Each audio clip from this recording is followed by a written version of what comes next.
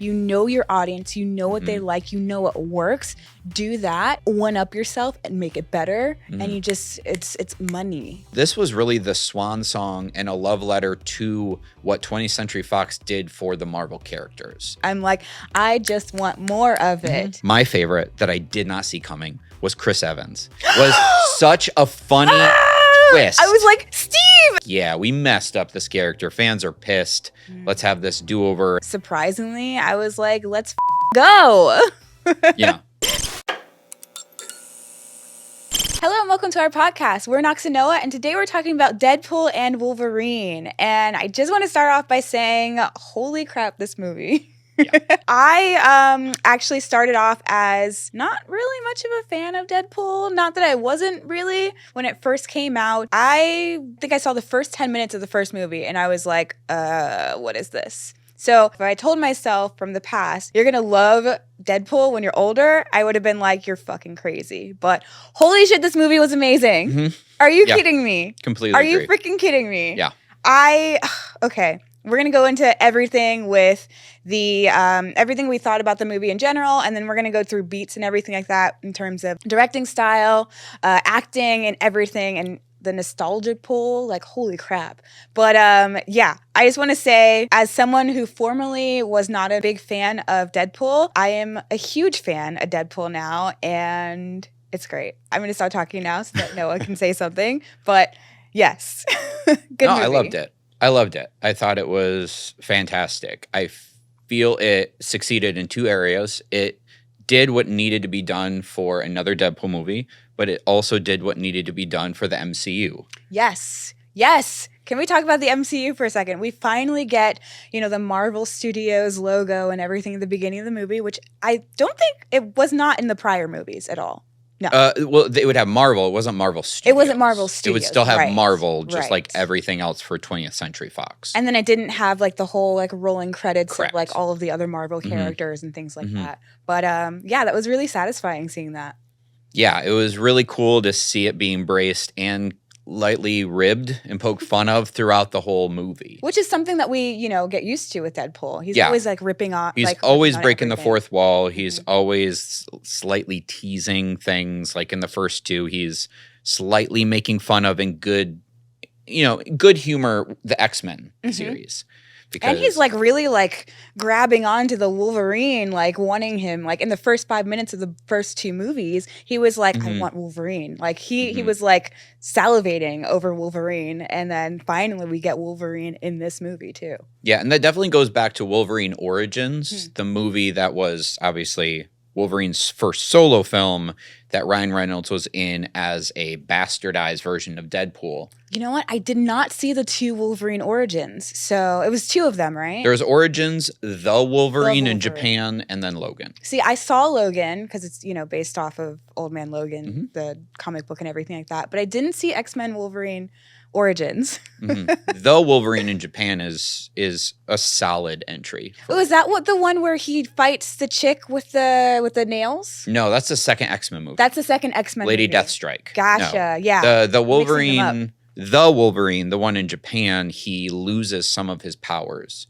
and it's has like the Silver Samurai and a few smaller X-Men characters that like a little bit more obscure, I should say. Got to catch up on all of my MCU, X-Men, even DC references and things like that too, because we had pretty much everything in this movie. Oh yeah. So I feel part of the love letter to Hugh Jackman and Wolverine starting from the first Deadpool was kind of this feeling of like, let's have a do-over. For one, they get along. Those two are actual friends. Yeah, which is great. Bringing your friend along, having fun with them on set and everything like that. But I feel it's, there wouldn't be a Deadpool movie without Wolverine and without this desire to be like, yeah, we messed up this character. Fans are pissed. Let's have this do-over. And the first Deadpool took over 10 years for it to come out. Huh. Yeah. So to me, it was fascinating. Like, here's this little movie that just 20th Century Fox kept kicking the can down the road, just not really wanting to do, not really sure, maybe doing it. Never mind. Like all this stuff for over 10 years until this VFX footage got leaked And now we learn that Ryan Reynolds maybe played an assist in leaking it, whereas before they just denied it this whole time. Interesting. But here's this movie where Fox is like, fine, here's a smaller budget. Make your stupid Deadpool movie. You can do. Luckily, it's like whatever creative control. The smaller budget. He totally ripped off on that too, where he was like, "Well, they didn't have that much money for this. We don't have as many X-Men characters. Yada yada." Yeah. Now, fast forward to now, where it's like have everyone. Not only that, but like here's this movie that the studio didn't really want, and now the entire MCU is resting on can this movie cleanse the palate for the next phases. So it's become the most important character and the only MCU movie of this year. So it's massively important. So it's this juxtaposition is just really fascinating to me. Yeah, the like at one point it's like just a piece of shit that they don't really want, and they're just like, okay, get this out. And now it's like we're saving this franchise with this we movie. need this. Yeah. We need this. And it worked. Ryan Reynolds won. $211 million opening weekend. It's the highest grossing opening weekend for an R-rated film. Boom. Like mic drop. Yeah. Yeah. It's incredible. And even the first one at the time was the highest rated R-rated film of all time. And then Joker eclipsed it. Is it Joker or The Joker? The one with Joaquin? I think it's just Joker. Okay. And then this one took back the mantle. So fascinating. And they played with it. This thing is meta upon meta upon self-referential. Like a motherfucker. Like my brain was being touched multiple times in really uncomfortable ways, but also great ways at the same time, because we had those moments where so many characters came back. When I saw Elektra, I was like, holy shit, dude, are you kidding me? I'm sorry, we're going a little bit further into like the movie and everything. We're going to go back to the beginning. But yeah, those types of things where it's like they know what we want, they know what we've loved, and they bring it back. And it's important to do that because you have those fans that are, really interested in seeing more and of their favorite characters, or, people that, weren't able to gain more, what's the word I'm looking for? Just continue on their own franchise. Yeah, continue on their franchise and everything like that. And we get it, and we love it, and we need more of it. And I love how it started. We can get back to that because Logan was supposed to be the swan song for Hugh Jackman as Logan, as Wolverine. And the fact they fucked that up before by killing him, as he mentioned in the movie. So I think it was important for them to play with that because Logan is so beloved by so many people that it was great for them to play with that and have him dig it up. So much so that the continuity aspect for me, I was able to throw it aside because they kind of messed it up. Yeah. Because in Deadpool's world, his universe, it's the McAvoy X-Men. We literally see in either the first or second movie when he's in the Xavier Mansion. Yeah. And you have Beast kind of slow. Yes, he closes. Yeah, we get a glimpse of the X-Men. It might not be that Logan because in Logan, that was Patrick Stewart. So the fact that he died, and because multiverse. So I think that's kind of one of those cheats. Well, he says multiple times, Stewart or McAvoy, Stewart or McAvoy, Stewart or McAvoy. Yeah, this is so confusing. But it's a good cheat, and multiverse allows them to cheat where it's like, oh, maybe this Logan died the same way, but maybe it's not the same Logan death as the movie we saw. But it was, I thought that fight scene was so fun, how he used the skeleton.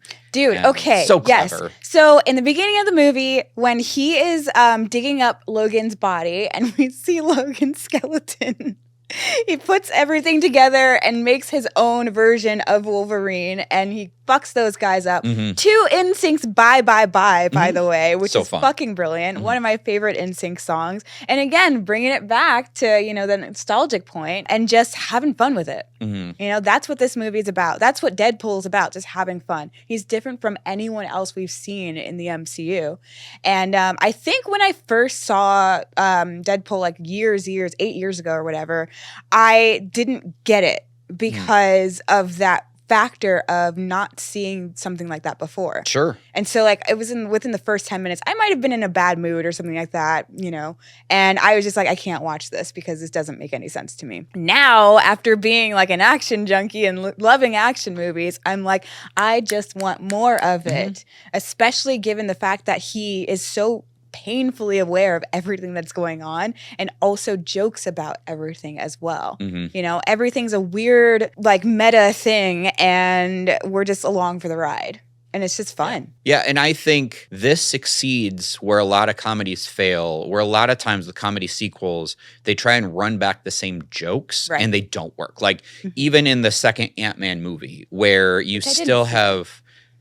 Personally, not a fan. I wasn't into Ant-Man. I love Paul Rudd. But like the first Ant-Man I really enjoyed, but there's a scene where Michael Pena does this whole like reenacting certain conversation going on, and there's flashbacks to people with his voiceover, but they're mouthing it, which worked great in the first one. And the second one, it just felt lesser than. Whereas with Deadpool, each movie had the opening credits are an action scene that have really cool action, but a lot of humor to it. And he's done it successfully in all three movies. And people underestimate just how hard that is. Yeah. And especially with the credits rolling, and then you see titles of like the people, the title of the movie and everything like that. And it's like something quirky and silly and everything like that. And then you have him with the action sequences looking back at the camera and doing all these things.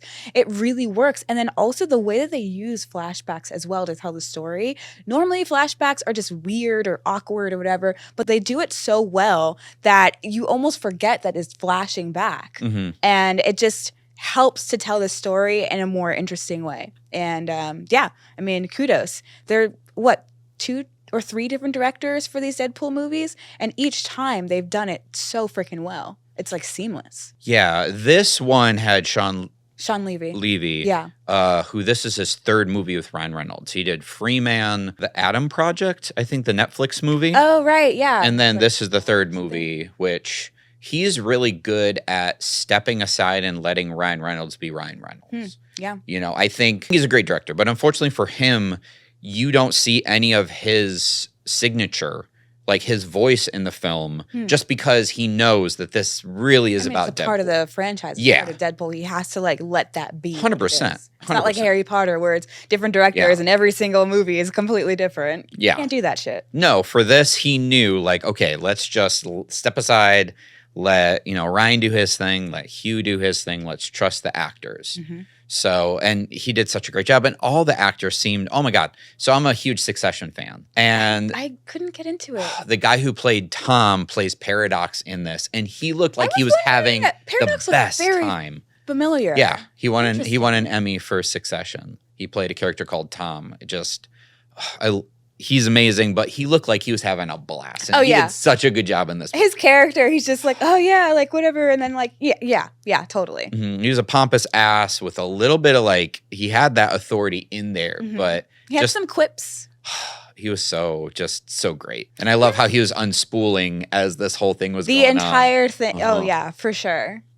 But he comes across super charming at the beginning until he reveals to Deadpool, oh, your world is dying. Fucked. Yeah. Yeah. Yeah, because he wants to trim all this stuff. Yeah. It was interesting seeing that they brought in the TVA. Is it the TVA? TVA. Because I saw Loki, you know, the first season or whatever. I really wasn't a fan of it. Same. Just because it wasn't really well acted. Although I loved that alternate timeline, you know, sort of thing. It reminded me a lot of Umbrella Academy. So I kind of already had that. So it was kind of one of those things where I couldn't really get into it. But in this movie, it really worked because it wasn't just like the central part of the movie. It was just like a part of it that led them to certain things. So it wasn't necessarily like everything that we should expect in this movie to be like the low-key timelines and things like that. Although, I mean, I guess, I don't know, it's kind of hard because we have the multiple timelines, we have the multiple Deadpools and things like that. So it does kind of get into like how things happened in Loki, the multiple Lokis and things like that. But it was just, I don't know, I just feel like it was done a little bit better than Loki was. I don't know if you actually saw Loki. I did. I saw both seasons. The first season, I appreciate what they're trying to do. It didn't really grab me. The second season, just I don't know what happened in it. I mean, it felt very convoluted.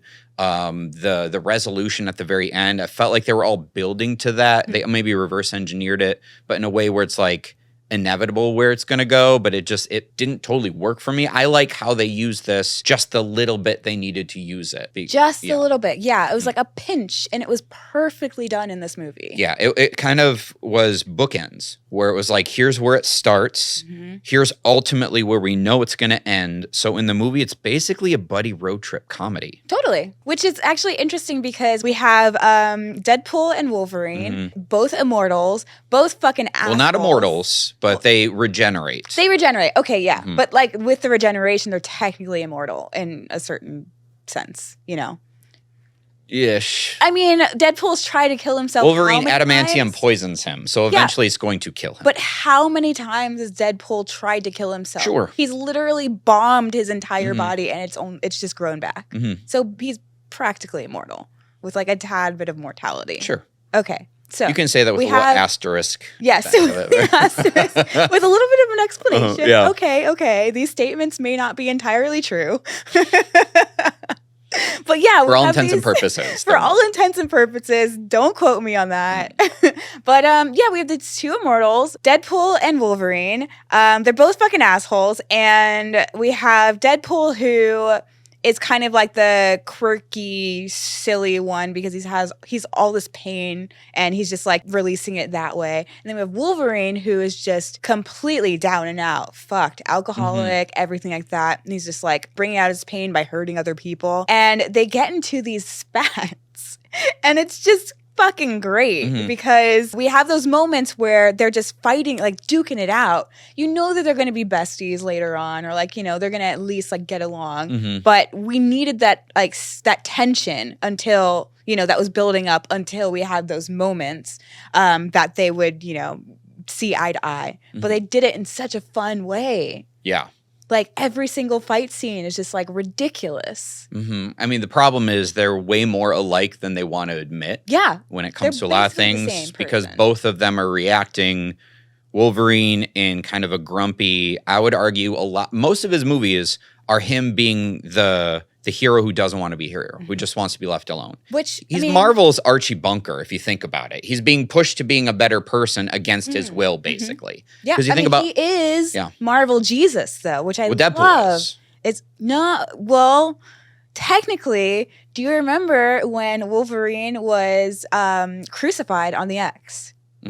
Marvel Jesus. Yay, nay? I would disagree. Just because I think if we can agree to disagree. The anchor, no? No, for X-Men, I'd say. Really, like, the reason why Deadpool called himself Marvel Jesus is, again, self-referential. Like, this movie has to succeed for the MCU. Yes, okay, yes. That makes sense, for sure.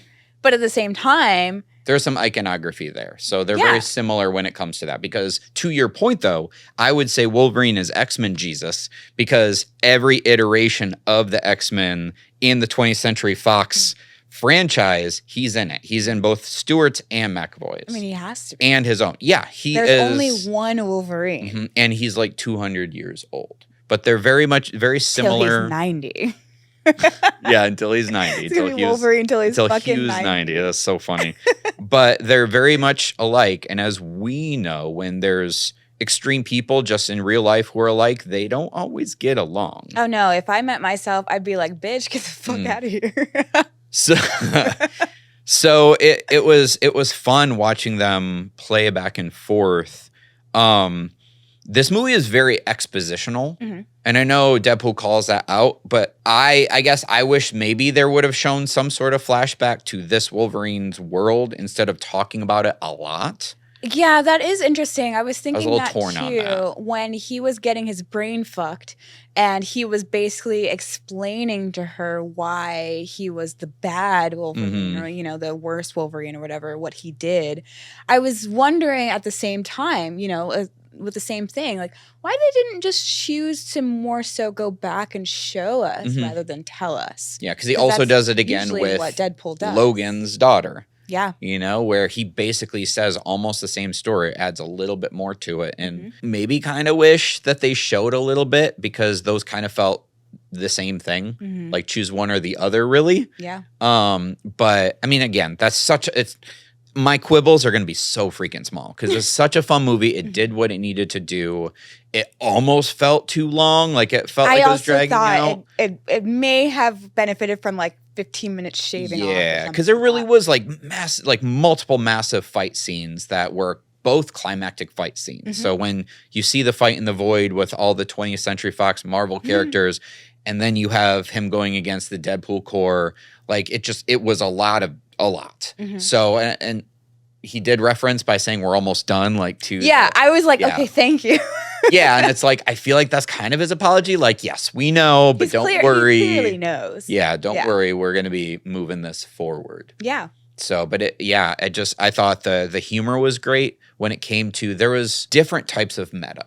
So there is the meta. Let's get into this. Yeah, so there's the meta for the filmmaking world. Yeah. There's a lot of that. So, yeah. Oh my God. So many references to like, extras, background actors. And then also he said something about a day player. I was like, fuck yeah, man. I've been a day player. Like all kinds of things. You don't like get that. a line to the guy with the beard. Yes. Thing. And then there's the meta for the 20th Century Fox characters.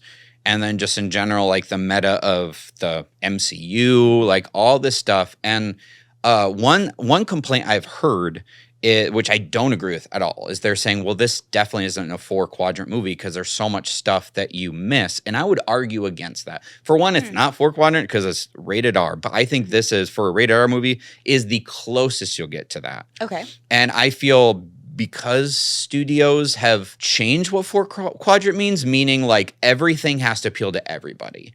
But as we know, we've seen enough of these big movies that when you try to appeal to everybody, you kind of lose people because it comes across as pandering. Right. Whereas what I love about this being truly like something for everybody is there are jokes for different people but there's so much of it, different generations. Yeah. This could have younger generation going back watching the other ones because they want to see what these older superhero movies are. That it truly is it reminds me of like the first Shrek. The first Shrek is a children's movies, but there's adult jokes in there. Oh yeah, so that's why I love those types of movies. Kids are literally, it's going to go over their head, but that's something for everybody. Yeah. Like my girlfriend's also in the entertainment industry, and she loved all of the jokes about the industry, but I later on would have to explain some of the like behind the scenes, like when Blade says, I don't like you. Yes. And Deadpool's like, you never did. That's a reference to Wesley not liking Ryan filming Blade Trinity. Yeah. Or even... I mean, even like, him talking about Blake, his wife. Oh, yeah. And things like that. The Gossip Girl thing with the bones and the body. And then even with Channing Tatum when he says, they call me the Gambit. And he's like, are you sure? Was that just a nickname that you were hoping would catch on? Meaning they were going to make that movie, ended up because Channing wanted to do it. And once the acquisition of 20th Century to Disney happened, they canceled it. So they're jokes. Even, the Jennifer Garner one, where she talked about how Deadpool was zapped away or eaten by Daredevil. The thing. Daredevil. Yes. I was Daredevil was eaten by that. And Daredevil's like, that's too bad. And she's like, because Ben Affleck played. I was like, holy shit, this is amazing. Yeah. The reference to the dialogue coaching as well. Oh, that was I was funny. Straight up just like, what is going on with this accent? He's trying to do Creole and it's not working. The moment I thought that he said that joke, I was like, I can't even, I don't even have words. Yeah, it was just like all of this chef's was kiss, man. But all the different things that they could do and all the different jokes were just so well done. There's even Feige jokes in there that were. Ooh, yeah. I feel like I need to watch it again. I only watched it once, so I'm like, there are things that I probably missed. So many different Easter eggs. I want to go back and watch it and look at everything that was buried at the beginning part of the void because 20th Century Fox is buried in there. Yes. One of the big alien ships from Infinity War and Endgame. See, I don't remember that. There's so many different things that I didn't really recognize it that I want to see a second time. But oh my God, my favorite that I did not see coming was Chris Evans. Was such a funny twist. I was like, Steve! And he was like, no, wait, why is he? Fantastic Four. Oh my God. The twist on that was, I lost because I was like, wait, Steve doesn't talk like this. Nope. Why is he cursing? Yup. Oh, shit. That was so clever. Amazing. Oh my God, that was so good. Everyone, like in the comic book nerd world loves talking about superheroes and supervillains. What if they fought each other? That they would never fight each other. That's one of the reasons they had Deadpool and Wolverine fighting so much. Is like, who would win against these we had that villains? with Captain America Civil War. Oh, yeah. Yeah. That's a whole, like, that's a run. You want to watch the superheroes fight each other, ultimately working together, but let's see who would fight up. But it was also fun to see Johnny Storm versus Pyro to see who would win in that. And I just Pyro. thought, yeah. A little bit. It was cool to see him come back. I haven't seen him since X3, but yeah. But I just, oh my God, that twist was amazing. Yeah. To me. Yeah. No one saw that coming. No. Oh, that was just so good. I mean, I just felt like the humor was so spot on, and there's so many jokes, but they were catered to like different people, and it asks you to rewatch to see all the, even the. I mean, we're kind of getting ahead, but all the people in the Deadpool costumes, even learning the different people who like. See, I don't know who was in the Deadpool. So the floating head one was just the it's just the head. Nathan Fillion. Who's Nathan Fillion? Well, he's in The Rookie. He was also in Guardians of the Galaxy 3 when they go into that living organism planet. He's one of the main dudes. So He's going to be Green Lantern in the Superman movie. Okay. One of the Green Lanterns, I should say. And a new Superman, because why? Wasn't Henry Cavill in this movie? Henry Cavill was in this movie. Yeah, the Calverine. The Calverine. Yeah, that was so funny. Yes. I love how they had comic book accurate Wolverine, the little one. Yes. Can we just talk about also how Hugh Jackman, how amazing he looked in this movie? Like, when you're a Hollywood actor, you can buy the good stuff. but you know what I'm talking about with the end. When the Anyways, we should probably talk about something else. Anywho. I'm like, how old is he? He's like in his 50s. He looks good. Let's just say he looks good. Yeah, no, he looked great. He pretty much gets bigger each Wolverine movie. Yeah, he does. I thought he was a lot bigger than he was prior to. With his gummy worm veins that are just. Oh my God, they're so big. Jesus. Yeah. But no, this movie knew exactly what it was supposed to be. So much so where I'm wondering if there were reshoots or different areas where they knew that they're kind of aware that the Marvel films that have come out since Endgame have been really hit or miss and that things have been underperforming, being a little underwhelming. I wonder if there's any reshoots or even ADR to add to the jokes of him being the Marvel Jesus, like really saving this franchise. Maybe. Who knows? Just because it felt super relevant. Like to the point where recent jokes too, where maybe they did do that, something like that. Oh, and Blake Lively played Lady Deadpool. Yeah, I thought she did. Yeah. Their son played Kid Deadpool. Even Rob McElhenney, who plays Mac on It's Always Sunny in Philadelphia, that Ryan Reynolds owns the Wrexham Football Club in Wales. He was like dressed as one of the Deadpools. Oh, I love that.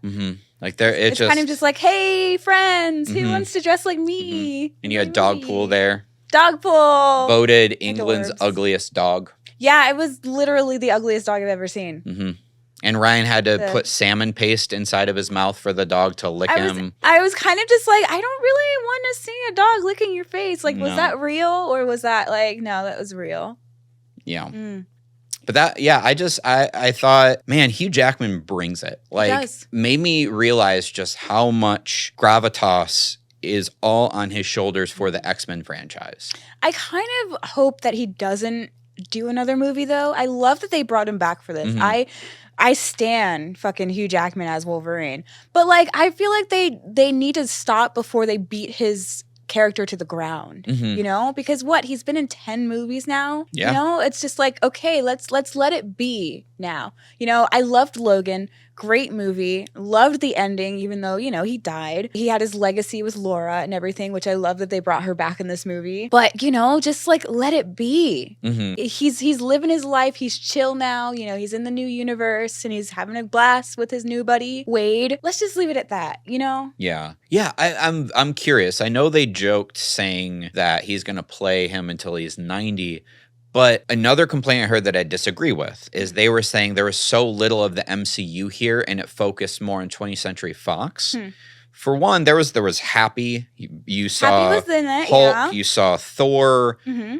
Briefly, Thor. Oh, all very briefly. Yeah. But really the point of this, I felt that was really cool, was this was really the swan song and a love letter to what 20th Century Fox did for the Marvel characters.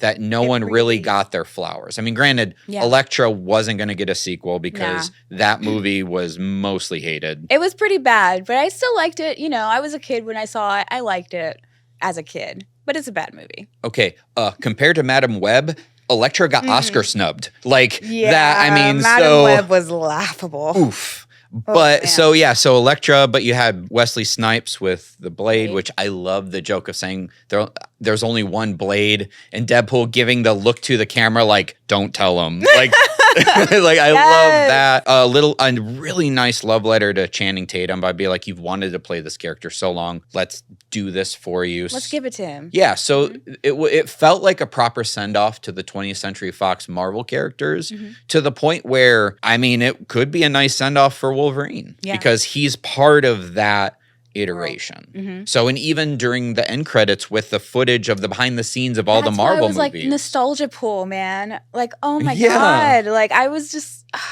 like shedding, like I wasn't shedding a tear, but I was just like, you know, tear emoji because like, didn't they play Green Day's Time of Your Life? I mean, come on. Like that graduation. Is the exactly.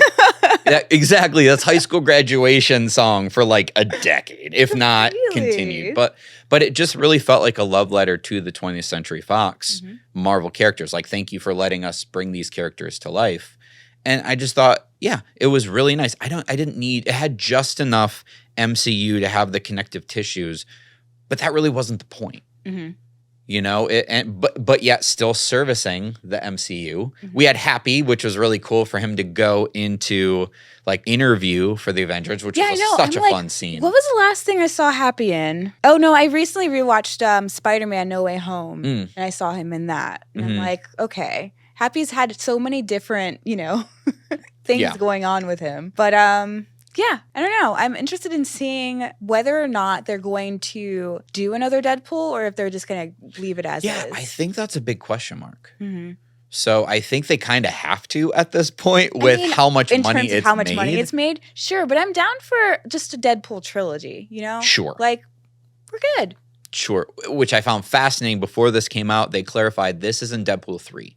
This is Deadpool and Wolverine, which is like, but it is. But I see what you're doing there to kind of leave the door open for him to go back to a little standalone or maybe be part of the new Avengers movies that came out. Like, who knows? Well, it's interesting because the end credit wasn't an allusion to something else happening. The end credit was him, like the end credit was him redeeming himself for killing how Johnny died. So I'm like, okay, well, in the previous movie, or at least number 2, it was kind of him cleaning up the timeline, and then Wolverine ends up showing up. I don't remember if there was one in the first one, but there was for Deadpool. For Deadpool, yeah, there was where he's like, "What are you still doing here? The movie's done." Okay. So that was just like that. So with like a Ferris Bueller feel to it. I'm pretty sure they played the Day Bow Bow song. Gotcha. Okay, so it wasn't necessarily like, you know, hey, we're gonna come back. I think also because they probably didn't know if they were no clue. Back. This is their one shot. Yeah. You know, he put everything on there where they wanted to say, hey, if this is all we got, that's it. We did it.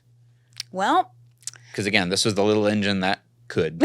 And it did. That finally did. It fucking did. And I mean, it brought me to liking the series. Me as the person that wasn't necessarily a big fan of, you know, this type of Marvel movie. And surprisingly, I was like, let's fucking go. Yeah. I loved it. And that combined with all the announcements with San Diego Comic-Con for the Marvel stuff, this feels like a fresh restart. And even with the trailer for Brave New World looks so good. You know, I haven't seen it yet. It will remind you of Winter Soldier more than it does other things. More grounded in like espionage, political thriller type of stuff that happens to have superheroes. And Winter Soldier is one of my favorite to date Marvel movies. Is that the one with Anthony Mackie? Anthony Mackie. And Harrison Ford's in this one. Right. Okay. I did see this one. I just didn't realize it was Brave New World. Honestly, I'm a little marveled out Sure. Everything is it meshes together so freaking much. It's insane. But I think they know that. And I think that's why that trailer felt more political, more... It's very different. Way more grounded. Else, where you don't even see kind of the Marvelification of it until towards the end of the trailer, because they want to hook you with, this is like a legit action. And he isn't Steve. This is like, his thing. Falcon. Black Falcon. Falcon. Is it just... Wow. Wow. Sorry. Why gotta be Black Falcon? I know, you're right. Let's go for the Deadpool 2 reference. Oh, that's right. It's so fun. It's so funny. But yeah, no, I think this is such a palate cleanser. It did such a good job with that. And yeah, I just think it fired on all cylinders and achieved exactly what it was setting out to do. Exactly. It did also give us a little bit of a, now that I'm thinking of like cliffhanger type things with his former fiance and everything like that. They ended up not being together after 6 years went by or whatever, but he still, wants to be with her, and he still has that moment at the very end where Wolverine's like, hey, just talk to the girl, and he gives her that look. So I'm wondering if, at some point they may get back together, because honestly, they're the perfect fucking match. They are. They are absolutely perfect for each other. That's like the type of relationship that anyone would want, is like you found your legit match. Yeah, that was one of those minor quibble moments that I hate how they need to create conflict. They feel they need to by splitting up people who are obviously meant to be together. Honestly, like, just to potentially bring them back. I mean, he had this, existential crisis of like, I want to matter. I want to do good things. Couldn't we have had that where he feels like I have to prove myself to my significant other instead of them being broken up? Right. Starting with that and the fact that like his timeline's going to die to the end of him mattering and her being proud of him. It just... Totally. I didn't necessarily, because they were built. He literally went back in time to save her. Honestly, and also he blew himself up when she was killed. Like, exactly. That's what I'm saying. He's not going to give up as quickly as he did in this movie, where she just said, I want you to like empower yourself. And he's just said, well, if you don't want to be with me, just say it. It's like, that didn't feel no freaking right. Way. Yeah. That didn't feel right. And even the ending was a little like, they're opening the door, they're giving hope, but just freaking get them together. It reminded me of the third Spider-Man movie with Tobey, where they get back together they're possibly getting back together at the end, where they just dance and it's ambiguous. And it's like, can we not do this anymore? That movie honestly doesn't exist in my mind anymore. How do you go from Spider-Man 2, fucking greatest Spider-Man movie ever created, until Tom Holland? Right. He's a good Spider-Man, sure, but when was the last time you saw that movie? I watched Spider-Man 2 like 3 months ago. Oh, okay. It's fucking great. We might have to have a debate offline here, because I would argue it does not hold up. Okay. We might have to have an argument, which, by the way, used to be my favorite of all time superhero movies, and then I rewatched it a couple years ago, and I was like, oh, crap. Yeah, but like the train scene, which was totally his fault, man. The only reason they fought on the train and all those people are in danger is because Peter wouldn't take it elsewhere. Regardless of that, though, I mean, I'm just saying, logic was not logicking him up. Okay. Oh, he's just a boy. We're not going to go into fucking Spider-Man 2 right now. If we do what do you mean? We're going to go into every other single movie that ever existed in the MCU. We cannot do this. I don't even remember what I was saying.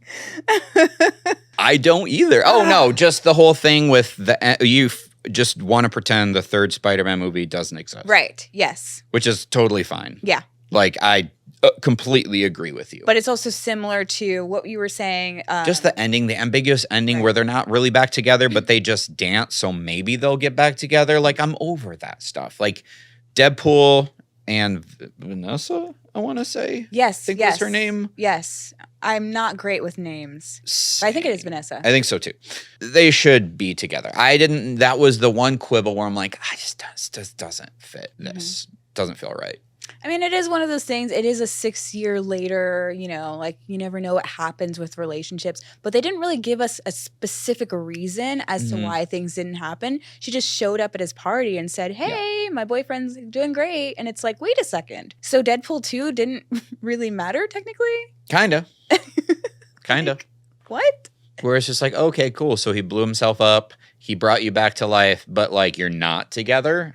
This doesn't make sense. Yeah, I needed that that reasoning, that connection to understand that a little bit better. That was like that one thing for me. Which is interesting because both the second movie and the third movie do movie cliches when it comes to their relationship. The second movie, they fridged her, which people did not like, where it's the whole concept of like a man only has a mission when his significant other, his woman, dies. Damsel in so then, distress, pretty or, much. you know, So then, death. like that was a big criticism. So much so that when they released that Once Upon a Deadpool, where it was a PG-13 version of Deadpool 2 that Oh, I went into didn't know theaters. that. Very short, but even had it had a fun Princess Bride element where you had Fred Savage sitting in his bed, like in Princess Bride, like the adult Fred Savage. Nice, sitting I love in bed. that. But I think my theory and the reason that was even released was because Marvel or MCU Disney was getting Deadpool, so they're trying to see like could a Deadpool PG-13 work?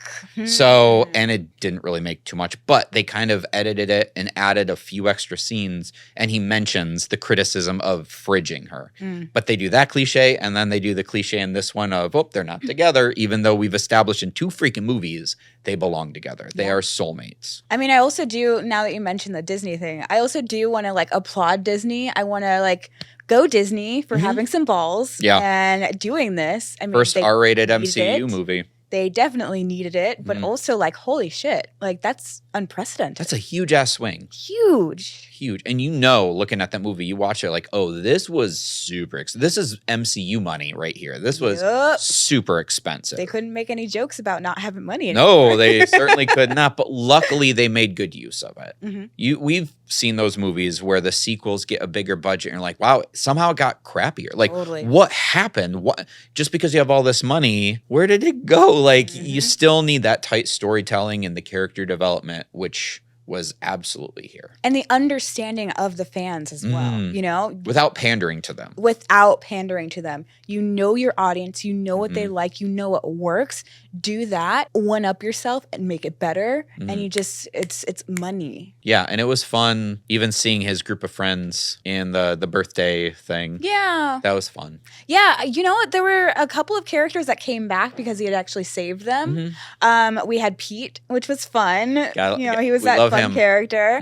And then there were a couple of other ones. I think the alien dude with the long hair. Yeah, the one with the eyes. I was kind of sad that the invisible guy didn't end up showing up because that was Brad Pitt? Yeah. And I was like, oh, that would have been great. Brad Pitt and his side quests. He's how in, do you like, know so many How do you know he didn't bring him back? Right. He could have come back and he was just invisible. Yeah. But I love how you saw Juggernaut. Yeah. So it's interesting too because in Deadpool 2, Juggernaut was like a fucking beast. Like he was way bigger than he was in this movie. Obviously different timelines, different versions of him. Even Colossus couldn't defeat him. And he was scary, you know. They needed 3 people and they didn't even actually kill him. They only ended up like wire up his yeah, exactly. He had a nice ass, by the way. But anyways, so they did that. I don't know why I'm thirsty today. This is weird. Anyway. For CGI characters, no less. But yeah, so in this version, he was a lot smaller, I guess, but Laura was able to easily defeat him this time. Like, she's kind of a smaller character, you know? Yeah. And smaller in frame, I mean. And she does have her titanium claws, and she's fucking badass. But I was so surprised that she was able to defeat him so easily, given the fact that we had seen him in the prior movie, like, being just, like, a terrifying beast. Yeah, because once he gains momentum, he does not stop. That Juggernaut. I was a little surprised that I'm fine with what they did, but I was a little surprised they didn't bring back Vinnie Jones to play Juggernaut from X3. Oh, you know what? I don't even remember him in X3. So he is the one that goes through everything until all the walls running after Kitty Pryde. Ah, right. And she Kitty grabs going through the walls. Grabs the kid that stops mutant powers and got him really close to him. So when he ran into the wall, he fell and got knocked out. Right. Wow. Bringing it back. Bringing it back. Like, what is that? 08? It's way back there. That's the Brett Ratner director. Brett. Gotta love it. But yeah, so we've kind of gone over most of the characters. I'm really curious about what you feel about Professor X's sister, because we haven't gone over her yet. And she was the main villain in this movie, technically. I don't know how I felt about her, actually. I feel like I need to watch the movie one more time. I was really curious about her accent, first of all, because if she had grown up in the Void, she wouldn't have had that accent. I think it was a little bit of a contrived character. But yeah, what did you think about her? I thought, first off, I was weirded out by her fingers. Oh, God, yeah. Every time she whole she thing, got off on it, man. But even looking when she wasn't inside of someone, you saw her fingers, and I feel like they were partly CGI because they're a little bit bigger on the fingertip areas, just because I'm like, that's weird. If when you rewatch it, kind of look at her fingers when she's just there, because they look overly long. So I'm assuming that's CGI and not this actress with spider fingers. I mean, I've got very long fingers, so I don't know. I mean, might want to rewatch it. They're interesting. But I mean, I felt like it worked. They almost made her too powerful to the way that but I thought the problem solving was good. That the way they defeated her was really because she was her own worst enemy. Right. Really, like she had this hubris of wanting to take out, was it all the timelines or just some of the timelines? All the timelines to then everything's in the Void. Yeah, I was really, I completely forgot, like throughout the time when she was going into that basement and getting the timelines and everything, I was trying to remember why she was doing it in the first place. And I think you're right, the fact that she just wanted to make everything the Void, but it kind of got lost in the story, in my opinion. It was a little, I don't want to say the ending felt rushed, but it felt kind of like almost like a jump cut to that. But you're also dealing with Paradox, his whole plan going completely sideways. True. I don't know if she thought that through everyone in the Void. Like, you're having a hard time controlling the small group of people. You want everyone. Like, billions of people. No. Trillion, whatever's bigger than trillions, because that's literally every timeline. That's a lot of people to be in charge of. I know you're powerful, but Jesus, I mean, how you're going to want a nap. Deadpools were there? Lots. So imagine every single person having alternate timelines and having 1,000 other versions of yourself also to deal with. I don't think she thought that responsibility through. That's a lot of freaking. Which is weird because she's like the brain Super person. Smart. She should know these things. So she just wanted power. I think it's one of those things with the accent, with certain things, you just, at that point, you just kind of got to roll with it. It's just like whatever. I mean, that's not exactly a raving endorsement for storytelling, but it's one of those where it's like, look, at this point, we've been. I'm like exhausted by everything in the story. You know what? Fuck it. Yeah, really. I mean, because honestly, yes, at the end there were those stakes, but in the whole movie, the contained movie, there weren't really that big of stakes. Because even I would argue his timeline dying, because we already know that 20th Century Fox is done. That's not really stakes, because we already know kind of that timeline's pretty much done, unless Disney decides to keep going with Deadpool movies in that universe. How long until they pull him into the 616 timeline, where like the main MCU universe? So I felt like that was probably, maybe down the line when people watch back, be more of a glaring criticism that the stakes weren't really that big built up into the story. Yeah. But now I feel, if anything, the stakes of the film, very fitting for Deadpool, is very fourth wall, where the stakes are the MCU as a whole. Right. Like he's not just saving his timeline, he's actually saving the MCU. Right, which, But that might be lost in the shuffle later on if people 10 years from now watch it and they're like, there's not that big of stakes. It's like, yeah, you had to be there. Like, had to be there. Because the stakes were in real life. It was legit, like within the our culture, within the studios, everything happening, for sure. Yeah, so I thought that was fascinating. But again, when you watch it later, it might feel less than with the stakes of it. But if you watch it just in the buddy comedy, I think if you watch it in that, and it's just the love of these two characters finally getting a movie that they deserve to cleanse the palate from Wolverine Origins. And giving the audience what they want as well, for sure. Yeah. And when else are you going to see the Deadpool core? That's such an essential Deadpool comic book canon. That's just a lot of fun. Good shit. So I when it loved it. comes to the Deadpool movies, how would you rank this one? Ooh, I still think the first one's better. I feel like the storytelling was a lot tighter, but this is pretty up there as well. I would say the first Deadpool, Deadpool Wolverine, and Deadpool 2. But I love them all. I'm the same. Yeah, I'm exactly the same. I truly love them all. I think they're fun. And I'm one of those people where for Deadpool 2, it didn't need to be better than the first one for me to love it. Yeah, no, true. I really like Deadpool 2, but I think I did not like the kid. Sure. So I was really happy that he wasn't in this movie. I thought he was annoying. And if I were anyone in that movie, I would have let him die. Be like, go for it, Cable. Okay, bye. You did what's your family? Okay. I'm going to turn this way. You just do your thing. I'm good. Mm-hmm. But, Deadpool being the anti-hero that becomes the hero because he saw someone who had been abused as he had been abused as a mutant or as someone becoming a mutant, whatever. And now we have in this movie, we have Wolverine and Deadpool, both anti-heroes technically, but also willing to sacrifice themselves for the betterment of the people that they love, which is amazing. I mean, I love that aspect of it. Yeah, I love that at the end where Paradox is trying to give him a tribute. Like, oh, they bravely I was like, died. this is amazing. Oh, like just laying it in thick. And then Deadpool says something. He's like, fuck. Like, that was so funny. I was like, oh, that feels so good. Because you knew it was coming. And you're like, this is going to be so satisfying. There's no way this bitch is going to get away with this. There's no way, right? Like, right? Yeah. But I love it. I thought it was fantastic. I had a blast the entire time. I'll go back to what I said towards the beginning. Like, I love how Deadpool's like anti-hero to hero, but then he's anti-Marvel to Marvel Jesus. Yes. Like, yes. I love just both the growth of the character and his importance to the Marvel Cinematic Universe, both in his own timeline of 20th Century Fox to now MCU. I think just so well done. They just served so many masters in the making of this film, and they stuck the landing. Yes, I agree. We actually agree. It's been a minute. It hasn't been since Saltburn that we've completely agreed. Yeah, I am very surprised, and I'm very happy that we decided to do this because honestly, like I said before, I wasn't sure if I was going to like it, and I knew that I would be excited to watch Wolverine because I love Wolverine.